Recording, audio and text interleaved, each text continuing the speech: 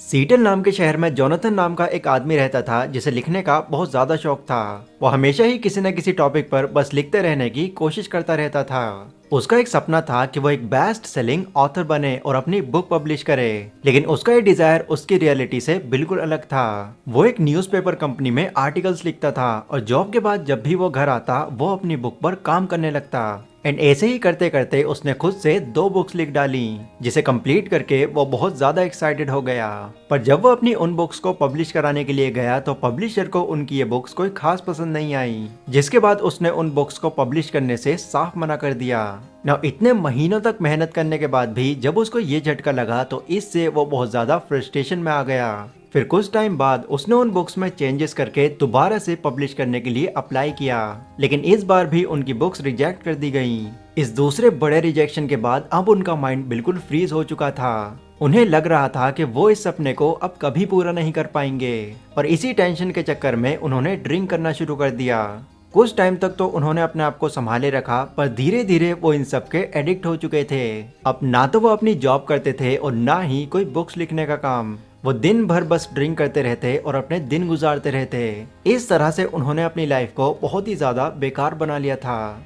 फिर एक दिन जब जोनाथन की बुक्स जो काफी टाइम से एक पब्लिशर के पास पेंडिंग पड़ी हुई थी, उनको दोबारा रिव्यू किया गया, और जब इस बार उन बुक्स को डीपली रिव्यू किया गया तो जोनाथन की ये बुक्स उस पब्लिशिंग हाउस को पसंद आ गईं एंड उन्होंने इन बुक्स को पास कर दिया। फिर 1 महीने तक कॉपीज बनने के बाद फाइनली उनकी ये बुक्स पब्लिश हो गईं। जोनाथन की इन बुक्स को पब्लिश होने के बाद लोगों ने बहुत पसंद किया, जिससे उनकी कुछ ही टाइम में सारी कॉपीज बिक गईं। अब लोगों के बीच जोनाथन काफी ज्यादा फेमस हो गए थे, पर जोनाथन को इस बात का पता भी नहीं था। वो स्टिल पूरा दिन अपने घर में पड़े रहते थे और ड्रिंक करते रहते थे ना। एक दिन वो पब्लिशर खुद जोनाथन के घर आए और उन्होंने जोनाथन को बधाई देते हुए कहा, मुबारक हो, आपकी बुक कुछ ही टाइम में एक बेस्ट सेलिंग बुक बन गई और आपको यहाँ से हजारों डॉलर्स की कमाई हुई है। हम चाहते हैं कि आप इस जैसी और बुक्स बनाओ। तो ये बात सुनकर जोनाथन खुश हो जाते हैं और इस बात पर एग्री कर जाते हैं। पर जब उन्होंने दूसरी बुक पर काम करना शुरू किया तो इस बार वो अपने काम पर फोकस नहीं कर पाए। वो बार बार फोकस करने की कोशिश करते और गलती कर बैठते, जिससे वो पब्लिशर उनके इस बिहेवियर से बहुत ज्यादा परेशान हो चुका था। फिर जब उससे ये सब कुछ टॉलरेट नहीं हुआ तो उसने जोनाथन पर बहुत ज्यादा गुस्सा किया और वहां से चला गया।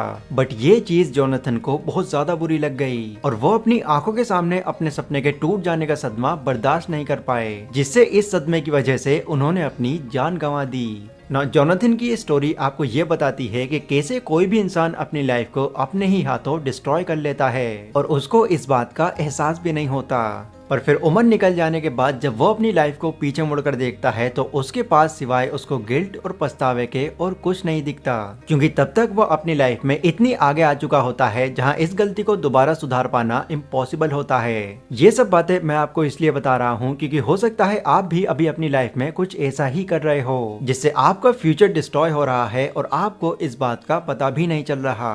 तो इन गलतियों को आप पहचान पाओ और अपनी लाइफ को सुधार पाओ, इसीलिए आज मैं आपके सामने ये वीडियो लाया हूँ। क्योंकि इस वीडियो में मैं आपको कुछ ऐसे पॉइंट्स बताऊंगा जो साइन है इस बात का कि आगे चलकर आपका करियर बर्बाद हो सकता है। इस वीडियो के सिर्फ कुछ ही मिनट्स आपकी लाइफ को एक सही ट्रैक पर लाकर आपको कामयाब बना सकते हैं, इसलिए बिना किसी और चीज से डिस्ट्रैक्ट हुए वीडियो की एक एक बात को ध्यान से समझिएगा। So let's begin.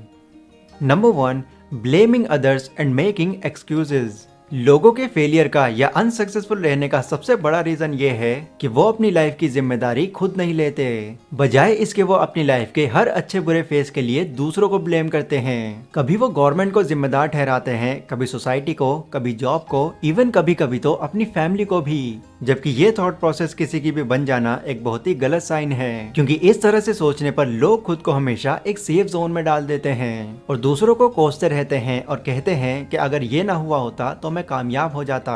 और फिर जब उनसे दोबारा ट्राई करने की कहो तो तब भी उनका ये जवाब होता है, अरे भाई अब कामयाब नहीं हुआ तो आगे क्या कामयाब होऊंगा। इस तरह की मेंटालिटी जो लोग रखते हैं वो खुद से खुद के दुश्मन बन जाते हैं, मतलब वो अपनी लाइफ को खुद ही डिस्ट्रॉय कर लेते हैं। इसलिए अगर आप कुछ ऐसा नहीं करना चाहते तो आपको अपनी लाइफ की रिस्पॉन्सिबिलिटी खुद अपने हाथों में लेनी चाहिए और ये एक्सेप्ट करना चाहिए कि आज आप जहाँ भी हैं, जैसे भी हैं, उसके जिम्मेदार आप खुद हैं और फ्यूचर में भी आप ही जिम्मेदार होंगे, क्योंकि अपनी लाइफ को सुधारना और उसको बिगाड़ लेना ये सब आप ही के हाथों में है। Number 2, postponing stuff of your future. Famous professor और बास्केटबॉल कोच रिक पिटिनो कहते हैं, postponing action is postponing achievement. मतलब अगर आप अपने एक्शंस को फ्यूचर के लिए टाल रहे हैं तो इसका यह मतलब है कि आप अपनी अचीवमेंट्स को फ्यूचर के लिए टाल रहे हैं। रिक जूनियर जब हाई स्कूल में पढ़ता था तो उसका पढ़ाई करने में कोई खास मन नहीं लगता था। उसका बचपन से ही सपना था कि वो एक गिटारिस्ट और सिंगर बने, लेकिन उसके पेरेंट्स उसको ऐसा करने से रोक देते थे और कहते थे, बेटा अभी तुम्हारी उम्र नहीं है कि तुम बैंड ज्वाइन करो, ऐसा करके तुम अपनी लाइफ में ज्यादा आगे नहीं बढ़ पाओगे, इसलिए हमारी बात मानो, अभी तुम्हारा काम सिर्फ पढ़ाई करना है और तुमको सिर्फ वही करना चाहिए। फिर रिक जब जूनियर स्कूल से पास होकर हाई स्कूल में जाता है तो उसके पेरेंट्स उसके ऊपर और प्रेशर डाल देते हैं और कहते हैं, बेटा ये अच्छी बात है कि तुम पहले से ज्यादा मेहनत कर रहे हो, पर अगर तुमको आगे चलकर एक अच्छे कॉलेज में एडमिशन लेना है तो तुमको इससे बहुत ज्यादा पढ़ना होगा। तो रिक फिर वही करता है जैसा उसके पेरेंट्स उसको बोलते हैं, मतलब वो दिन रात सुबह शाम बस पढ़ाई में ही लगा रहता है। देन फिर जब सक्सेसफुली उसका कॉलेज में एडमिशन हो जाता है तो वो अगेन अपने मॉम डैड के पास जाता है और कहता है, देखिए आपने जैसा कहा था मैंने वैसा ही किया, पर क्या अब मैं अपनी ख्वाहिश पूरी कर सकता हूँ, मतलब क्या मैं बैंड ज्वाइन कर सकता हूँ। तो अगेन उसके पेरेंट्स ने उसको मना कर दिया और कहा, देखो इस वक्त तुम पढ़ाई में बहुत अच्छे हो चुके हो, अगर अभी तुम पढ़ाई के साथ साथ बैंड ज्वाइन कर लोगे तो तुम अभी अपनी चल रही पढ़ाई से डिस्ट्रैक्ट हो जाओगे और हम तुम्हारे साथ इतना बड़ा रिस्क नहीं ले सकते। रिक जानता था कि वो गिटार बजाने और सिंगिंग करने में बहुत ज्यादा अच्छा था, पर उसने अपने पेरेंट्स की वजह से अपने उस ड्रीम को चेस करने की कोशिश भी नहीं की और फिर आगे चलकर उसको 25 से 30 हजार की जॉब में ही सेटल होना पड़ा। ना ये स्टोरी सिर्फ रिक की ही नहीं बल्कि हर उस यंग जनरेशन की है जो पोटेंशियल होने के बाद भी अपने पेरेंट्स, रिलेटिव और सोसाइटी की वजह से अपनी पसंद की चीजों को ज्यादा प्रायोरिटी नहीं दे पाते। फिर एक दिन ऐसा आता है जब वो इस चीज से पूरी तरह से दूर हो जाते हैं। पर इस कैटेगरी में कुछ लोग तो ऐसे भी होते हैं जो अपना पूरा फैमिली सपोर्ट होने के बाद भी अपने जरूरी काम को टालते रहते हैं, क्योंकि उनके अंदर उनकी लेजीनेस और चीजों को पोस्टपोन करने की आदत उन पर हावी हो जाती है और इसी चीज से वो अपने कामयाब होने का मौका भी गवा बैठते हैं। अब्राहम लिंकन जब एक स्पीच दे रहे थे तो उन्होंने कहा था, you can not escape the responsibility of tomorrow by abandoning it today. मतलब अपनी इंपॉर्टेंट चीजों को आप कल पर टालकर आप अपनी जिम्मेदारियों से नहीं बच सकते। लोगों ने उस वक्त उनकी इस बात को बहुत अप्रिशिएट किया, क्योंकि जो लोग अपनी लाइफ में चीजों को पोस्टपोन करते हैं वो वही लोग होते हैं जो एंड में अपनी लाइफ में सिर्फ पछतावे के साथ जीते हैं। इसलिए ये बात आपको समझनी बहुत जरूरी है कि अगर आप अपने ड्रीम्स को खुद पूरा नहीं करेंगे तो वो कभी पूरे नहीं होंगे। तो खुद की खुद जिम्मेदारी लो और अपने कल को बेहतर बनाने के लिए आज ही कोई स्टेप लेना शुरू कर दो। Number 3, consider what other peoples think about us. क्या आप जानते हैं कि दुनिया में सिर्फ 1% लोग ही कामयाब क्यों हैं? क्या उन्होंने सही टाइम पर एक्शंस लिए? क्या वो टैलेंटेड थे? क्या वो जीनियस थे? ये जवाब भी काफी हद तक सही है, बट इसके अलावा एक चीज और है जिस पर लोगों का ध्यान ही नहीं जाता, और वो चीज है इस बारे में कोई परवाह न करना कि बाकी लोग उनके बारे में क्या सोचेंगे।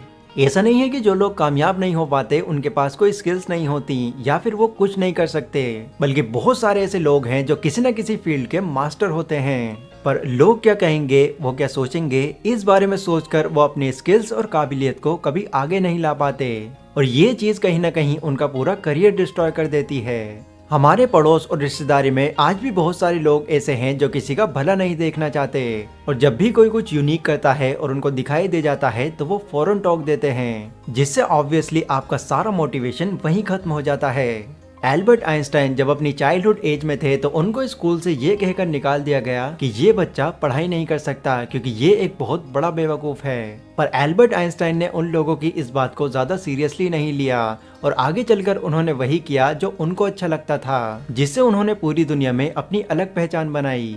और इस कैटेगरी में सिर्फ एल्बर्ट आइंस्टाइन ही नहीं बल्कि famous singer Shakira, cartoon and animation के king Walt Disney, American film actor and body builder Arnold and best footballer Cristiano Ronaldo भी शामिल हैं, जिन्हें स्टार्टिंग में बाकी लोगों के थ्रू बहुत क्रिटिसाइज किया गया और कहा गया कि तुम अपनी लाइफ में कभी कुछ नहीं कर पाओगे। पर इन लोगों ने इस तरह की बातों पर कभी ध्यान नहीं दिया और वो करते चले गए जो वो करना चाहते थे। एंड यही रीजन है कि जो लोग पहले उनकी इंसल्ट करते थे वही लोग आज उनकी तारीफ करते हैं। इसलिए लोग आपके बारे में क्या सोचेंगे, सिर्फ यही सोचकर अगर आप कोई एक्शन नहीं ले रहे हैं तो यकीन मानिए आप अपनी लाइफ को डिस्ट्रॉय कर रहे हैं। इसलिए इन बातों को अभी समझ जाओ और फ्यूचर के लिए एक्शंस लेना शुरू कर दो, क्योंकि एट द एंड आप अपनी लाइफ को खुद ही संभालोगे, आपके पड़ोसी या रिश्तेदार नहीं। तो ये थे गाइस वो 3 मेन पॉइंट्स जो आपकी लाइफ को आगे चलकर डिस्ट्रॉय कर सकते हैं। इन बातों को समझकर अपने फ्यूचर की जिम्मेदारी आप खुद लेना शुरू कर दो, क्योंकि सिर्फ यही मंत्र है आपके फ्यूचर में कामयाब हो जाने का। अगर ये वीडियो आपको थोड़ी भी इंफॉर्मेटिव लगी हो तो इसको लाइक और शेयर जरूर करें। इसी के साथ कमेंट सेक्शन में आप लोग मुझे बता सकते हैं कि नेक्स्ट वीडियो आप कौन से टॉपिक पर चाहते हैं। पर अभी के लिए बस इतना ही। Stay safe, stay healthy, take care.